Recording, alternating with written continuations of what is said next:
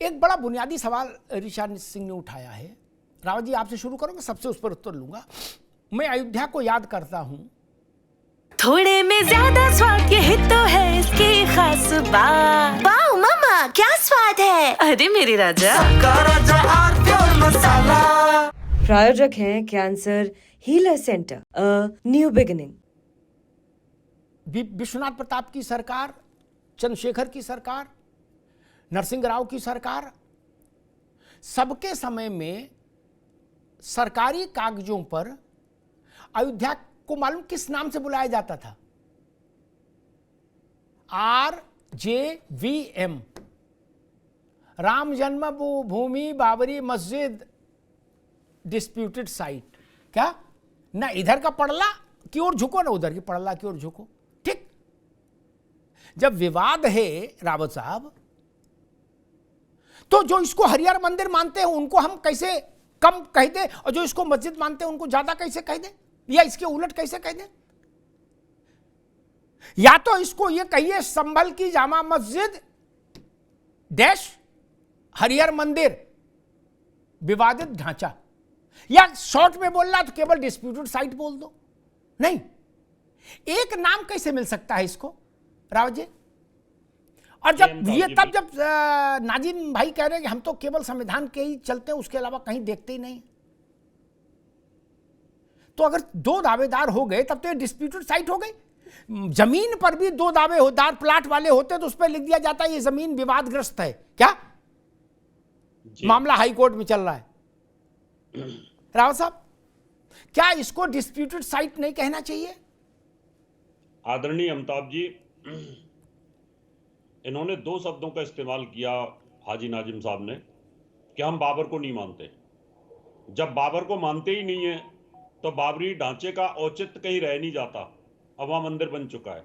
अब बाबरी जो ढांचे के लिए कमेटी बनी थी, जो लड़ रही थी, मुकदमा लड़ रही थी, उसका अस्तित्व खत्म हो जाता है और वो हमेशा के लिए खत्म हो जाता है, क्योंकि आप संविधान को मानने वाले लोग हो। दूसरा, आपने कहा कि यहाँ जामा मस्जिद की बात है, बाबर ने क्या बोला हम उसको नहीं मानते। अगर आप बाबर की जितनी भी चीजें जो मंदिर तोड़े गए हैं और बाबर नामा में लिखे हुए हैं, उनके जो आदेश हैं, आप उनको मानते ही नहीं, फिर तो मंदिर हो गया अपने आप ही।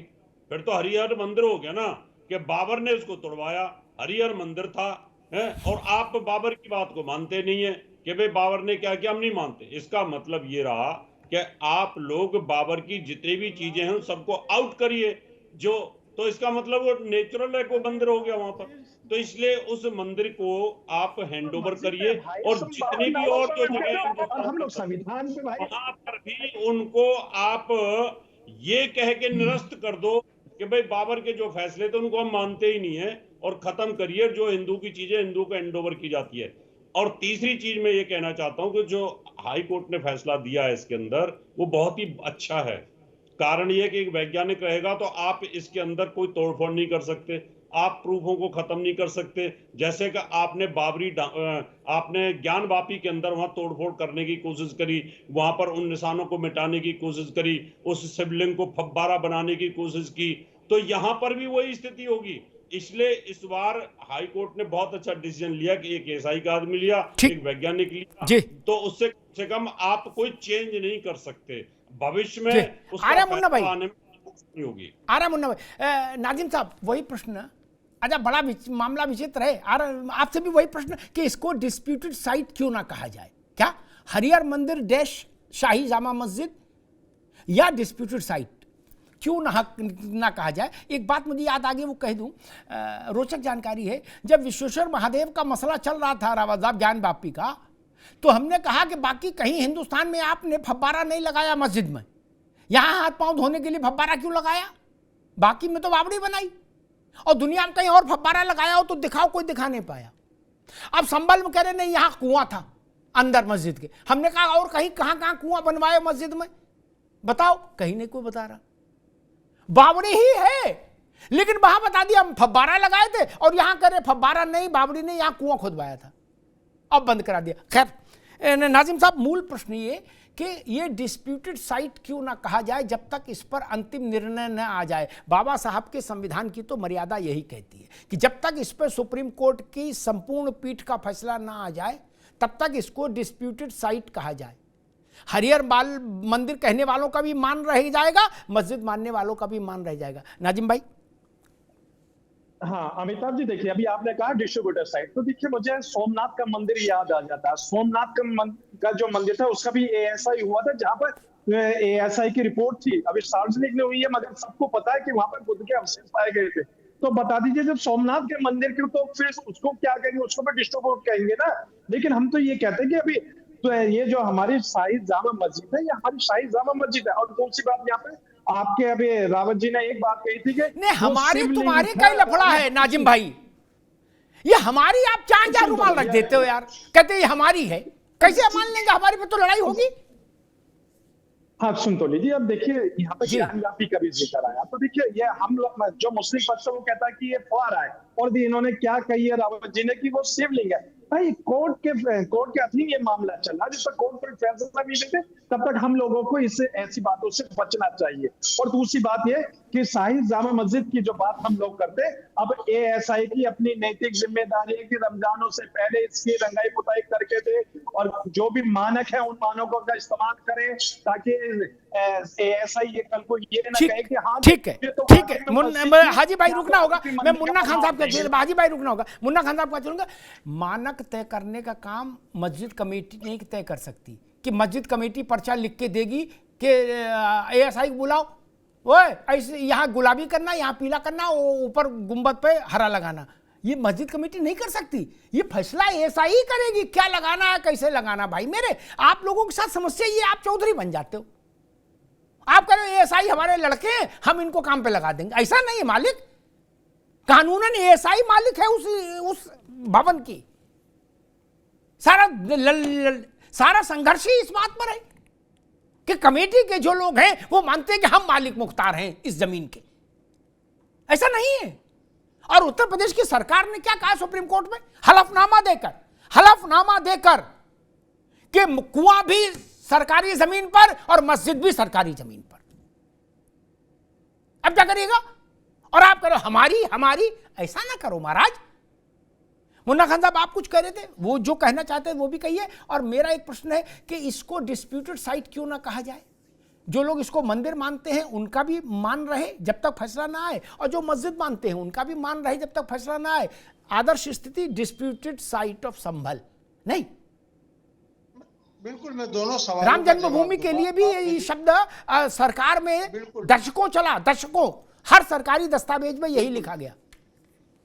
बिल्कुल, जिस तरीके से अभी भारतीय जनता पार्टी के प्रवक्ता और नेत्री ने अभी जो कहा आस्था की बात, तो मैं इनसे पूछना चाहता हूँ, अभी एक दिन ही हुए जो महाकुंभ, जो एक आस्था का विषय था और आस्था थी उसमें, जिसमें लोगों ने स्नान किया, उस गंगा में क्या पाया गया, मल और मूत्र, उसे आपने स्नान करवाया, और बताइए फिर श्रद्धा कहाँ गई, लोगों की विश्वास कहाँ चले गए।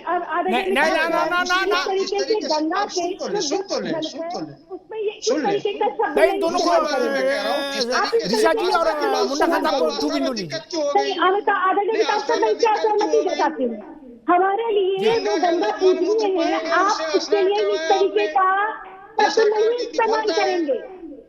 आपको वैज्ञानिक तथ्य पता होने चाहिए। लगाने का काम उसे, मैं तो आदि जंगम के लिए कोई शब्द इस्तेमाल नहीं कर रही हूँ। आप सुन तो लीजिए, मैं तो आदि जंगम के लिए आपका पवित्र मानने वाला जगह है, मैं तो उसके लिए कुछ इस्तेमाल नहीं कर रही हूँ कि आप उसको क्यों घर में भर के रखते हैं। मैं तो आदि जंगम जो आपका पवित्र जल है उसके लिए कोई शब्द नहीं इस्तेमाल कर रही हूँ। आप हमारी गंगा के लिए शब्द इस्तेमाल कैसे कर सकते हैं? गंगा जीवन दायिनी है, करोड़ों लोगों की आस्था है, ये कांग्रेस पार्टी का मूल चरित्र है कि आप इस देश की सनातन आस्था का अपमान करते हैं। 35 करोड़ से अधिक लोगों ने गंगा जी के पवित्र जल में अपनी डुबकी लगाई है, उसको अपवित्र कहना ये आपकी अपनी सोच है, आपकी सोच दूषित है। आप सनातन को स्वीकार नहीं कर पाते हैं, और सनातन को मानने वाले करोड़ों अनुयायियों की आप आस्था का अपमान करते हैं टीवी पर बैठकर। मैं इससे इत्तेफाक नहीं रखती कि मैं आपके किसी भी मैं हम लोग तो आपके किसी भी जो पवित्र जल है उसके ऊपर कोई टीका टिप्पणी नहीं करते हैं कि आप उसको कैसे भरकर लाते हैं, आप उसको कहाँ रखते हैं, आप उसको कैसे प्रोटेक्ट करते हैं। आपको गंगा जी के ऊपर इस तरीके के अपशब्द इस्तेमाल करने का ये कतई नैतिक अधिकार नहीं है। आप सनातन विरोधी हैं, आप करोड़ों करोड़ लोगों की आस्था का आप करोड़ों जी ऋचा जी रुकना होगा, मुन्ना खान साहब अभी रुकना होगा, मुन्ना खान साहब अभी रुकना होगा, अभी रुकना होगा, आपको भी ऋचा जी आपको भी। ऐसी भाषा नहीं बोलनी चाहिए। प्रमोद तिवारी गए थे, अजय राय गए थे डुबकी लगाने, और अगर यही सच है जो मुन्ना खान बोल रहे हैं कांग्रेस का यही सच है तो राहुल गांधी से कहलाइए कि हम इसलिए नहीं गए नहाने। राहुल गांधी वक्तव्य जारी कर दे, ये वक्तव्य जारी करो ना फिर कि मेरा नेता इसलिए नहाने नहीं गया। इस्तेमाल करते हैं। और एक मिनट ऋचा, देश की एक मुन्ना खान ऐसे नहीं, ये देश की एक प्रसिद्ध दरगाह है अजमेर शरीफ की, रावत जी, नाजिम भाई आप भी सुन लो, वहां दरगाह की धुलाई होती है इतर से, कुछ पानी कुछ इतर, बाद में वो शीशियों में बंद कर करके कतर से लेके और अतर तक भेजा जाता है, भारत में भी भेजा जाता है। किसी ने सवाल उठाया नहीं ना, किसी ने सवाल उठाया नहीं उठाया। आप गंगा पर सवाल उठाओगे, त्रिवेणी पर सवाल उठाओगे, आप समझम पर कोई सवाल उठाता है क्या? और अगर ये संविधान की देन है तो फिर हैरानी है। अगर इसको भी नाजिम ये कहे कि हम लोग तो संविधान को मानते इसलिए सवाल उठाते, ये तरीका ठीक नहीं। आपको पता है आप इस देश की बहुसंख्यक आबादी के प्राण के साथ छेड़छाड़ करना चाहते हैं, उसके प्राण तत्व के साथ छेड़छाड़ करना चाह रहे हैं, कहीं हिमाकत कर रहे हैं। क्या करें, 66 करोड़ लोगों को मलमूत्र में नहला दिया, ये कांग्रेस कह रही है। सुकून आके गए थे, उनकी तबीयत पूछिए, टेलीफोन करके पूछिए। प्रमोद तिवारी ठीक है कि नहीं, अजय राय ठीक है, सिद्धिरमैया वो डी.के. शिव कुमार, पूछिए ना मुन्ना खान साहब, ये सब लोग स्वस्थ हैं। आप कैसी बात करते हो? ये हिम्मत कहां से लाते हो मित्र?